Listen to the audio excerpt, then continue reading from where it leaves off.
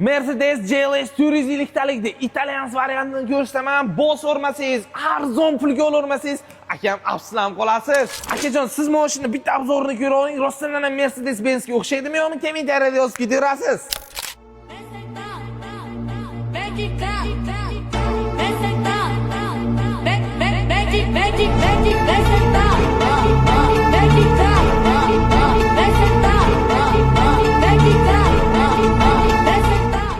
Akam bu mashinaning orqa oldini ko'rib, rostdan ham Mercedes-Benz GLS 450 talik deyiladi. Akajon, bu Swemdan G05 Pro eng qizig'i narxi вообще arzon. Bu mashinaga naqd 7 kishi ketadi. Akam GLS 450 talikka ham 7 kishi sig'masa kerak yo'q. Akam 7 kishilik bo'lgan G05 Pro'mizni salon qismiga kelsak, oldin sidinkalar ham qizdiradi, ya'ni abagrev. Bu orqa sidinkalarda ham abagrev bor ekan. Akajon, 360 kamerasiga nima deysiz? Voy, hamma joyi ko'rinadi. Polni mashina 360 gradusda tomosha qilsangiz bo'ladi. Xullas, Mercedesda yo'q funksiyalari bu.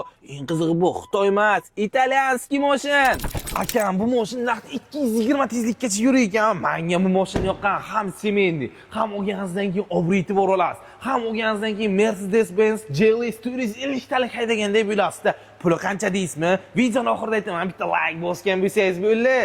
Bilaman akam, videoga allaqachon like bosib bo'lgansiz, pulini aytdingizmi? Puli 262 million 870 ming so'm bemalol kelib, Shinirayna va rasmiy dillering markazidan olib kelsanglar bo'ladi. Sizlarni kutib qolamiz.